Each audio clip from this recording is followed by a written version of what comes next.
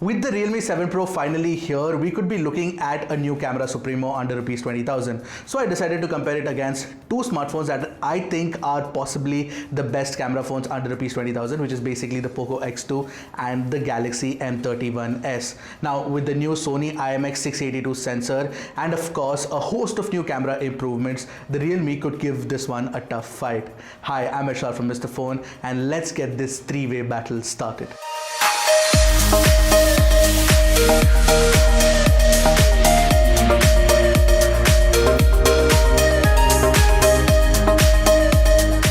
But before we move on, don't forget to hit that red subscribe button and the bell icon right next to it to get notified whenever Mr. Phone puts out an awesome new tech video. Alright, so one of the things that I wanted to mention is that the cool folks over at Glazed Ink have sponsored this video, and there should be tempered glass protections from their end for the Realme 7 series, basically for the Realme 7 and of course the Realme 7 Pro as well. Now Glazed Ink, if you guys don't know already, makes excellent tempered screen protectors for most of the phones out there. So if you have, say, something like a Realme 6 Pro or a Poco X2 or a Galaxy M31, you can definitely go and check it out. You might find a really good quality screen protector out there, and the folks over at Glazed Ink were kind enough to give us a special code for the Mr. Phone family, which should flash on your screen right now. First, let's compare the camera specs on the three phone. Well, nothing much to tell the three apart except for a few key differences. Firstly, the primary 64 megapixel sensor on the Poco X2 is a Sony IMX686 compared to the slightly pared down 682 on the M31s and the Realme 7 Pro. The only difference we know as of now is you cannot shoot 4K 60 FPS video using the IMX682, that's all. The M31s has a couple of 5 megapixel macro and 5 megapixel depth sensors compared to the 2 megapixel depth and 2 megapixel macro on the Poco X2 and the Realme 7 Pro. The Poco X2 actually comes with a dual 20 megapixel selfie camera plus 2 MP depth camera setup compared to the 32 megapixel single selfie shooters on the other two phones. But before we move on, let me tell you that all of the three phones are on their latest retail builds. Of course, the Realme 7 Pro is on its very first build, so there could be improvements along the way on the Realme 7 Pro or even on these two phones. So keep a lookout for the highlighted changes in a pinned comment below. So what I'll do is that I will actually test them out and check if there are any improvements when new camera updates are issued. Let's start with the color accuracy, and the Realme 7 Pro begins with a bang here. It manages to capture the absolutely correct color palette here, especially the colors in the little book of Hygge and the yellow pen are absolutely spot on here. The M31s captures a cooler temperature where you can see accentuated blues, whereas the Poco X2 captures a warmer color and deeper, slightly oversaturated reds. First round goes to the Realme 7 Pro. Now the next set of samples here is to check for details, but before we zoom in and pixel peep, you can once again tell very clearly the Realme 7 Pro has the most accurate colors and color temperature on offer. As for the details, to be entirely honest, even after pixel peeping, I couldn't tell a difference between the pixel binned samples of the Poco X2 and the Realme 7 Pro. These two are slightly better than the M31s though, but no one will care about these minute differences because you'd really have to pixel peep to tell. Although what people could care about is when you move on to the 64 megapixel original size samples, Realme has worked on improving the details from the IMX682 sensor, and it shows. The new algorithm retrieves an unbelievable amount of details, and that clearly brings out the flaws in the M31s and the Poco X2 samples, especially when you look at it at 100% crop. The jump in crisp textures is a quantum leap and one that will take a lot of effort from other brands to replicate. I think Realme has done an excellent job here. When it comes to the retention of details, the 7 Pro would be my first choice again.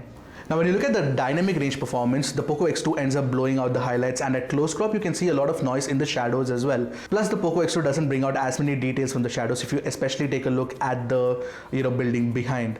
I'm sure most of you are wondering what's up with the greenish bluish cast on the Realme 7 Pro. Well, that's how the scene looked exactly. The HDR mode in the M31s and the Poco X2 don't just do dynamic range corrections but play with the color palette to make it look attractive. So while the M31s's picture looks good, the sky wasn't really so blue, and neither was the building on the rear. The Realme 7 Pro's picture is the most accurate representation of the scene here. I don't even have to say anything here. The M31s is the GOAT when it comes to ultra wide shots. You get a very attractive and vibrant yet artificial look, the widest lens and the crispest details and the best dynamic range with the M31s. If you want to get a good ultra-wide angle camera under Rs 20,000, the M31s is clearly the way to go. And the M31s is also the way to go when you look at the macro samples as well. This is not a surprising result considering the M31s has a higher resolution 5 megapixel macro camera compared to the 2 megapixel units on the 7 Pro and the Poco X2. Dear brands, if you're watching this, please don't add a goddamn 2 megapixel macro camera. Would you kindly? This was a tough portrait to capture for any phone, and the M31s clearly struggled to capture a good depth of field and crisp facial details, unfortunately. The Realme 7 Pro benefits from very accurate color reproduction here, which makes the facial tones look natural. Plus, you get excellent edge detection too. I like the Poco X2's portrait too, but the boosted colors make it look artificial. The 7 Pro is clearly the winner in this round.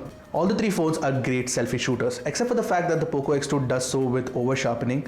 The Realme 7 Pro has trouble getting the exposure right, but it is really a very good selfie too. The M31s's selfie is the most pleasing one here with the right facial tones and excellent details. The same is true for selfie portraits as well. The M31s has an excellent edge cutout and faux blur, plus the facial details were good already. The Realme 7 Pro's selfie portrait would have been excellent if it managed to control the overexposed portions on the face. But alas, that's not going to happen. Moving on to video recording, let me get one thing out of the way. The M31s has the best sound recording of the three. It is leagues better than the Poco X2 and the Realme 7 Pro, which by the way is the worst of the lot. Hey guys, I'm shooting a 4K 30fps video using the Realme 7 Pro and the Poco X2 right now. Do let me know in the comment section below what you thought about the colors, the image quality, the details, the stabilization, the sound recording, and of course the dynamic range. And you guys can tell me what it looks like, what do you think of it, and of course, looks pretty colorful. Yup.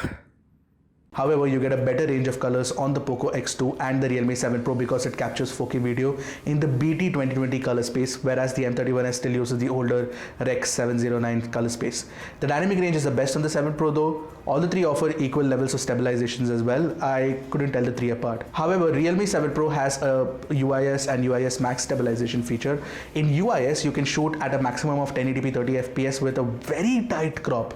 While the stabilization is good, the constant focus hunting hurts the eye and the crop is just annoying. UIS Max actually creates unstable footage at 1080p 60fps, which is the max it can go to, and I don't know what Realme was really trying here. You can also shoot 1080p 30fps ultra wide angle video with the phones. The M31s has a nice and wide footage with good stabilization and excellent audio recording. However, it takes a hit in the dynamic range performance. Having said that, I'd still go with the M31s here. To be entirely honest, I can't really pick a winner when it comes to video recording. I'm giving all three equal points. That said, when it comes to front camera video recording, once again the M31s has the best sound here. Plus you get 4K video recording. That by itself makes the M31s the best camera for shooting vlogs using the front camera. Courtesy of the best sound and the most detailed picture, the M31s takes the crown in this round of testing. In the next round, we are comparing indoor shots. The three phones handle the color temperature differently. The M31s is cool, the Poco X2 is warm, and the Realme 7 Pro is the most accurate. In fact, even the color reproduction is on point with the 7 Pro. At close crop, you can see how the three phones handle noise correction differently. Take a look at the bottom left corner now. The 7 Pro does a lot of noise correction, smoothing out a lot of the details. The X2 keeps the grainy noise in favor of clean, natural details. The M31s has a noise correction algorithm that works in tandem with the sharpening algorithm to create a very unnatural look. If you look at the ideal algorithm, I'd prefer one used by the Poco and the Realme to create a natural color and preserve details by not doing aggressive noise correction. For now, I think the X2 and the 7 Pro are joint winners in this round. When it comes to indoor selfies, the Realme 7 Pro takes the cake with more details, excellent facial tones and a clean exposure. Now, one thing I have to highlight here is that the Realme 7 Pro by default has the widest lens. The M31s would be my second pick in this round. Now what you see on your display are the low light samples. First, without night mode, the Poco X2 and the M31s offer slightly brighter exposures here, but without night mode at close crop. And you look at the building on the front, you will clearly see that the 7 Pro has the cleanest noise correction compared to the M31s, which is extremely noisy, and the Poco X2, which has splotchy details. I also wanted to particularly highlight that the M31s has boosted the night sky to look blue, which it definitely wasn't. In fact, all the three phones are guilty of doing the same thing in the next set of night mode samples, as you can clearly tell. instead. Here's an interesting thing to note.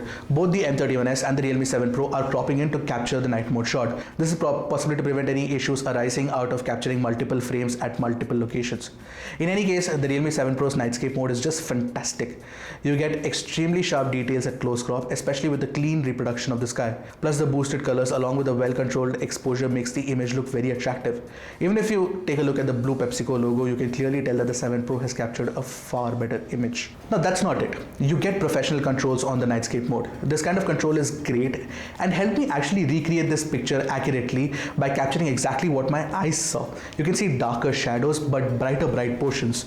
This creates a sense of dynamic range that looks damn good. Very well done, Realme. I doff my hat off to the engineers out there for thinking about a pro nightscape mode, because this gives you control, making it one of the best nightscape modes I've used.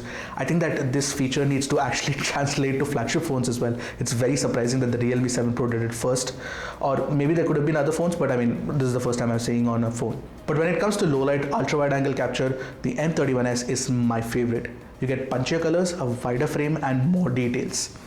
Overall though, Realme 7 Pro has to be my go-to camera for low light shots in this price range. The most important job of a flash module in a smartphone is to be powerful enough to bring out the details in dark conditions and to maintain the color temperature accuracy while at it. The Realme 7 Pro clearly sucker punches the competition in both these aspects here. I shot this picture at warm light, and unlike the other two, the color temperature is well maintained here. Plus, if you take a look at the bookshelf, you can read the names quite clearly in the 7 Pro's shot. If you take a look at the low light selfies, something weird is happening with the Realme 7 Pro.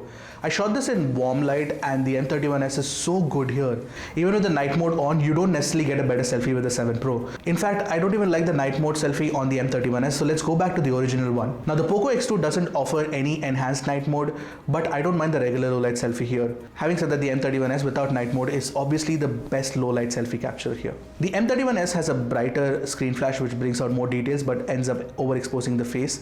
The solution, just hold it slightly further away when you're taking selfies with the flash.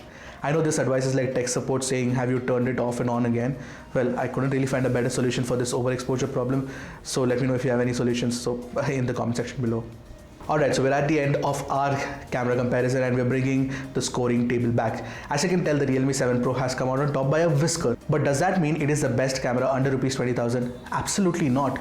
The category is too dynamic, and to actually pick one phone as the winner would be doing injustice to the other phones, especially the Galaxy M31s in this case. So the Galaxy M31s for me has the most versatile and consistent camera setup across all phones I've tested under Rs 20,000. In fact, none of the camera specs are meant to pad up the specs page, and all of them are actually pretty useful. None of it is a gimmick. In fact, if you take a look at it, among the three phones that we've tested today, the Galaxy M31s has the best selfie camera, the best macro camera, and the best ultra wide angle camera as well.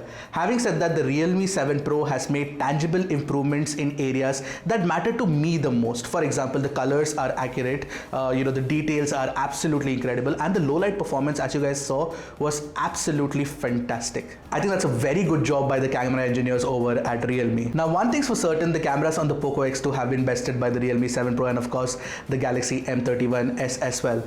But Poco fans, fret not, the X3 is just around the corner and that equation could change completely once again. And which is what I meant by the dynamic nature of this price category. Today one phone might be the best, the very next day something else could go up to beat it. And of course, there are consistent camera updates also happening, so the results of this very comparison could change in a month or two. So I hope you guys like this camera comparison and it helps you see that that the Realme 7 Pro has a great set of cameras and could possibly be the best for a lot of folks out there. So what do you guys think? Do let me know in the comment section below. Until next time, this is Ershad from Mr. Phone signing off. Goodbye and Godspeed, my friends.